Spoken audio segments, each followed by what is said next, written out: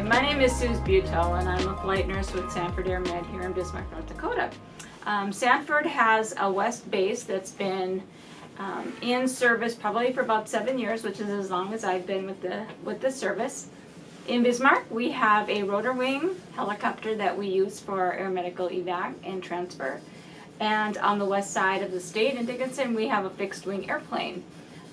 Our crew consists daily or every shift with a nurse, a paramedic, and a pilot. So we have a 3-person crew that flies our missions. We are based out of the airport in Bismarck, and we stay here for the entirety of our shift. So our shifts are either 12 or 24 hours, 7 a.m. to 7 p.m. or else 7 a.m. to 7 a.m.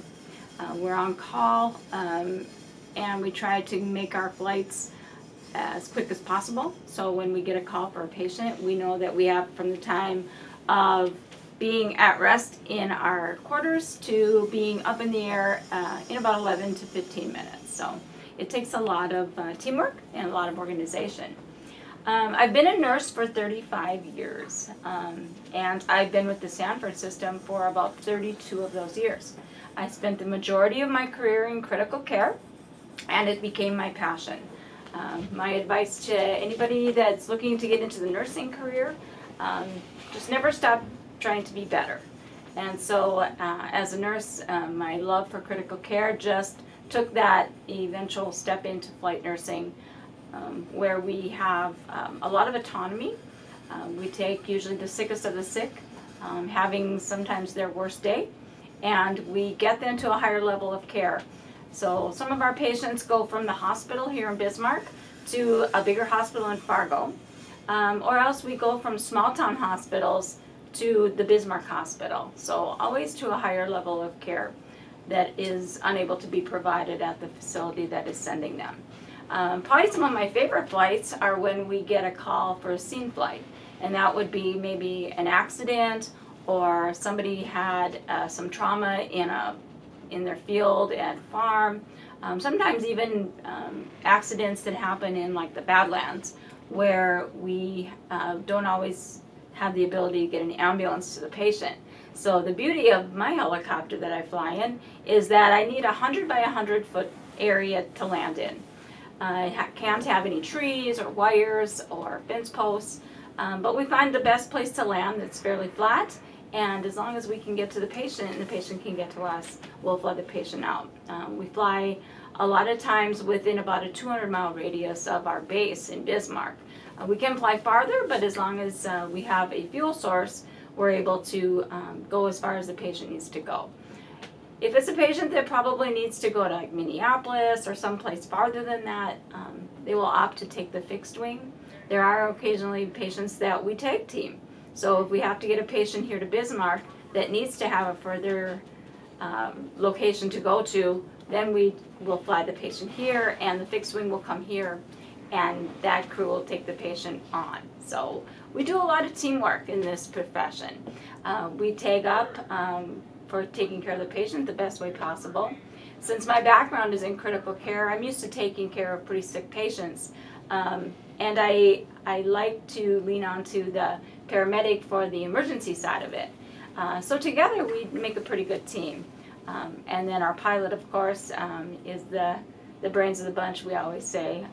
He decides whether or not we are able to take a flight according to the weather, whether or not where we want to land is safe to land. And basically his yes or no is what determines whether we take a flight or not. The beauty of the program that I'm involved in is it's based very solidly on safety. If at any time we don't feel it's safe to fly due to weather, icing conditions, fog, then we have the ability to decline the flight. And Sanford takes a lot of pride in the safety aspect of our program. So to be a flight nurse, you do need either critical care or emergency room experience, and besides that, we also do a ton of training. Since it's an all-inclusive flight program, we have anywhere from babies, pediatric, young kids, teenage kids, up to adults, up as old as adults get. So I've had somebody as old as 103 in my helicopter, and I've had somebody as young as a week in my helicopter.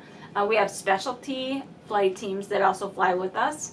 The Nicu Flight, which takes newborns, will usually take a separate flight. So the nurse will stay back, and a specialty flight nurse that is trained in neonates, in tiny babies, will fly instead with their specialty equipment.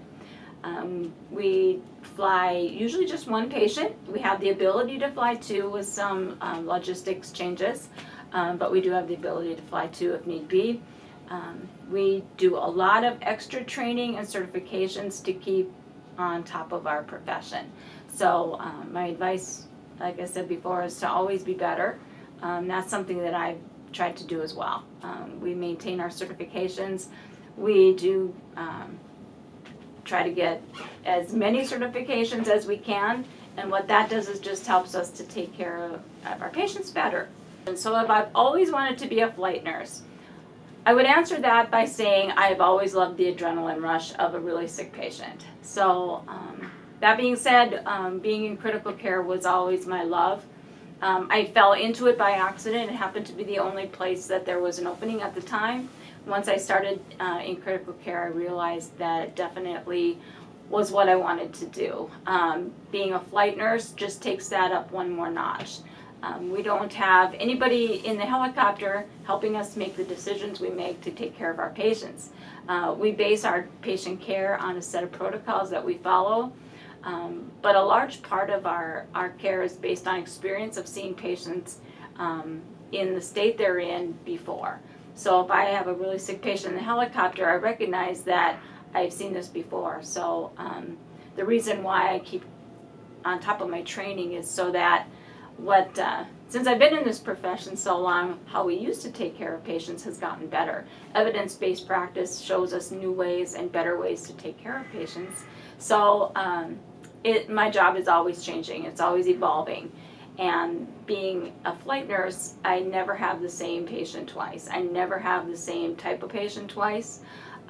So that's kind of the love of the adrenaline that I get. When the comm center calls us and the tones go off, we make the decision whether we're going to take the flight or not based on the safety, if the weather's okay, and we feel like we can complete the mission safely, then we agree to take the flight. It isn't until after we agree to take the flight we find out what we're flying for. And that being said, it takes the emotion out of the decision we make to fly or not. So that way, once we accept the flight and we get on the helicopter, we get ready for our patients, and it's a new patient. It's a new situation, and so that's what keeps me coming back. The difference between being in the air or being on ground, that is a good question. The fact that being in the air and being on the ground is the same in the way that it's bumpy. So it does provide a little bit of excitement. When we hit bumps on the ground, we hit bumps in the sky, same way. But as far as the patient care, we're both really in a confined space. When we help with the ground part of the flight or part of the mission, that would be with a fixed wing. They usually use ground for part of their missions, and there's a few more extra sets of hands, but for the most part, when I'm flying in the helicopter, everything that I need in the helicopter to take care of a patient is there. We fly with a lot of extra equipment that we don't need, but we're really glad we have. One of the things we fly with now that has been new to our base, really new to flight nursing in general, but we were one of the first to start carrying blood when we fly. So we carry whole blood as well as one unit of packed cells. And that's really gotten a lot of notoriety in the healthcare field as being the treatment of choice in traumas. So the fact that we carry blood when we fly is a big deal. It's a hard field to get into. It's a hard position to get into. It has a lot of requirements, and once it seems to me once somebody gets here, they don't leave. So we haven't had a lot of turnover, but when we do have a position that opens up, it's usually filled pretty rapidly, and we have a lot of people trying to get into it. Again, thanks for listening. If you have any further questions or concerns, I'm sure you'll be able to get a hold of us. We're always encouraged to come out to schools, talk to kids, and we would love to have you as part of our profession. Okay, my name's Monty Myers. I'm one of the 4 helicopter pilots here at Sanford.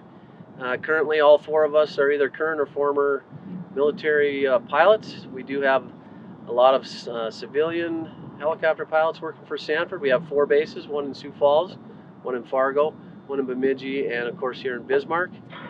Some of the requirements that we have to become a pilot for Sanford is you have to have a pretty good background of experience. We require 2,000 hours of helicopter time and an instrument rating, a Class 2 medical physical that you have to maintain, and a certain weight requirement with all your gear on, because we have a pretty full helicopter when we go out and do these type missions. Typical response time for us after a call out is 10 to 15 minutes.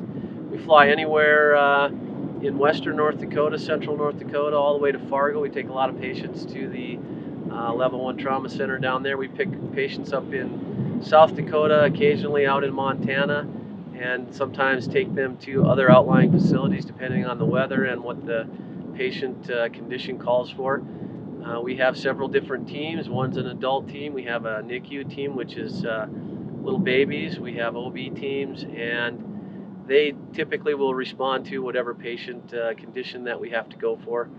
And we typically try to fly in good weather like today, but we do have the ability with this helicopter to fly what we call single pilot IFR, and we can get to other airports around the state as long as they have an instrument approach procedure for that airfield, including we have our own instrument approach to the hospital in Fargo, and that will allow us to do the approach in bad weather, break out of the clouds, and land on the rooftop, similar to landing on the rooftop that we do here in Bismarck, except we don't have an instrument approach procedure published for Bismarck yet. So that will be coming down the road, and that gives us a lot of flexibility when the weather gets poor in the springtime and fall. This particular helicopter, we can't fly it in icing conditions, so we have to be a little selective with the days that we do decide to go IFR. You saw the videotape of the inside. You can see that we have a lot of equipment in there. We carry onboard oxygen. They have protective equipment in there. Medical supplies, obviously, medicine, and a bunch of different things that they use on the patient. Thanks for watching the video. Again, my name is Monty, and I'm one of the rotor wing pilots here on AirMed 3. If you guys have any further questions, you can certainly call Shay at Bismarck Aero, or you can go on the Sanford website and take a look. There's an AirMed section there. We'll give you some more information, some of the statistics about the helicopter, and a little bit more about what we do every day.